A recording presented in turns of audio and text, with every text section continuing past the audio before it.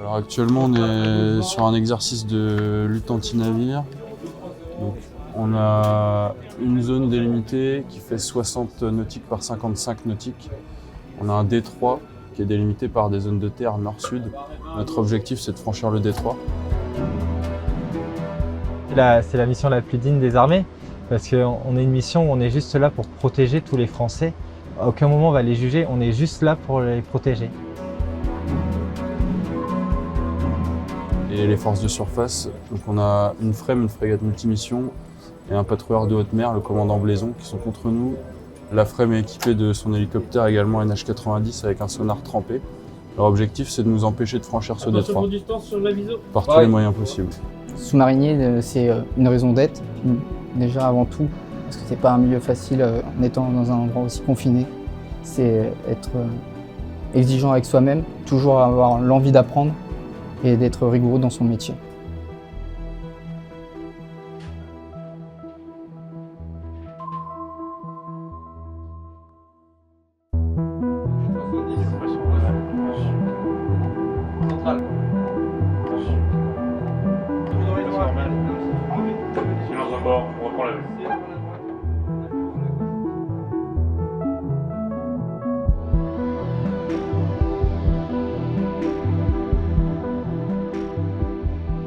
Le but du travail, c'est bien d'arriver sur une semaine d'entraînement, à faire progresser l'équipage, à garantir qu'une fois la période d'entraînement terminée, ils pourront partir sur une patrouille opérationnelle avec le niveau requis pour attaquer toutes les situations qui leur seront imposées.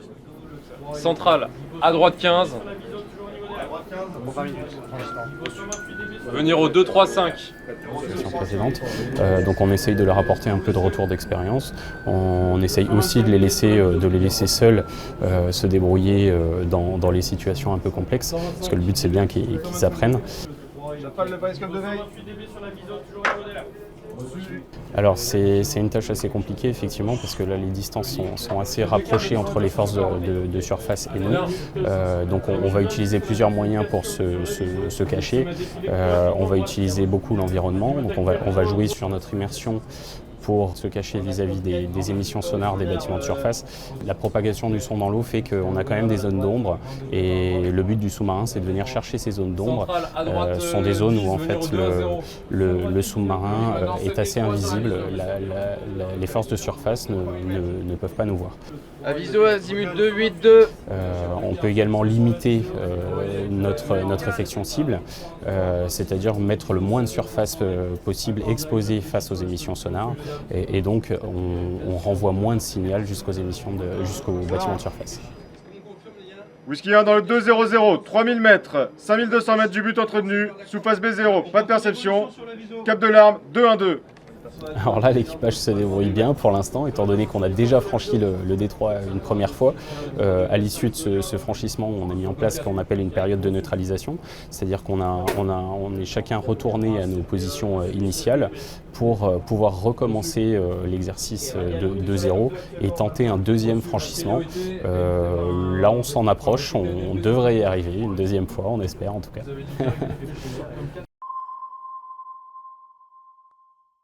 Alors un cycle complet, globalement, un cycle ça commence par un entraînement, donc c'est une période à terre de 5 à 6 semaines où on va s'entraîner en simulateur. À l'issue de l'entraînement, donc le sous-marin rentre de patrouille avec l'équipage BIS et là on va prendre en charge le sous-marin. Voilà. À l'issue de cette prise en charge qui dure quelques jours, on va partir pour une période d'entraînement à la mer. Cette période, c'est plutôt de l'entraînement sécu, ça dure entre 5 et 10 jours. Quand on revient de cette période d'entraînement à la mer, on va avoir une période d'indisponibilité pour entretien, donc l'IE. L'IE, en principe, ça dure entre 6 et 8 semaines. À l'issue de cette période, on va repartir pour un entraînement en mer d'une semaine à peu près, mais là, ça va être un entraînement opérationnel, donc la PED. Quand on revient de la PED, on attend un petit peu, on attend quelques temps à quai. Ça dépend, ça peut varier d'une semaine à 2-3 semaines, c'est la période de posture. Et à l'issue de cette période de posture, on part en patrouille, donc là, entre 2 mois et 2 mois et demi. Et quand on revient de patrouille, on donne le bâtiment à notre équipage bis qui lui a terminé son entraînement après avoir pris ses perles. Et là, hop, nous on est en période de soutien. La période de soutien, elle correspond à la période d'indisponibilité pour entretien de l'équipage bis. Et là, on va les aider à entretenir le bateau. Et à l'issue, quand ils vont partir en mer, nous on va partir en perme. Voilà. Et quand on reviendra de perme, on redémarrera un cycle avec une période d'entraînement en simulateur et ainsi de suite. Moi, ce qui me motive, c'est d'avoir un boulot hors du commun.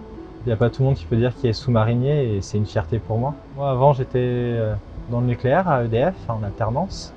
Et je voulais toujours travailler dans le nucléaire. Donc, je me suis dit, j'ai fait une journée de visite d'un sous-marin. Je me suis dit, c'est ici que je veux travailler. C'est une machine qui est complexe, qui est hyper intéressante et j'ai eu un coup de cœur. Alors, je suis Moresto, je m'occupe de la restauration pour l'équipage. Ça consiste à servir les repas pour l'équipage, tout simplement pour qu'ils puissent se restaurer tout au long de la journée. J'étais dans la restauration, donc voilà, j'ai eu un bac pro en hôtellerie et par la suite j'ai travaillé pendant 10 ans entre le commerce et la restauration. Moi, un sous-marinier, c'est un peu un aventurier, c'est une personne qui va partir pour protéger son pays dans un milieu qui est assez restreint, fermé, mais il le fait avec joie, envie, et c'est vraiment protéger les gens qui sont à terre. C'est une mission importante. Ce qui me plaît dans la vie à bord, c'est d'avoir des responsabilités, c'est la cohésion, c'est les moments de vie commune, c'est le soutien qu'on a les uns des autres, c'est toute cette ambiance autour du bateau et de nous qui est un peu important. Alors déjà sur la première patrouille, j'ai mon CE à passer, donc c'est un cours élémentaire. Donc ça donne une culture générale du sous-marin.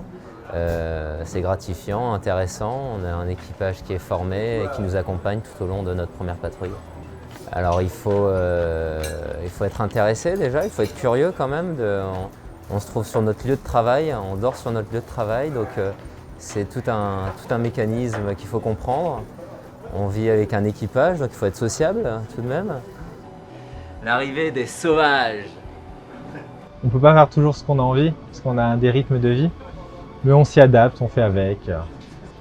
Un bon sous-marinier, ça doit être quelqu'un qui sait faire sens des sacrifices, qui est investi, qui a envie d'apprendre, qui se remet en question. Il faut qu'il ait envie toujours d'avancer, d'évoluer.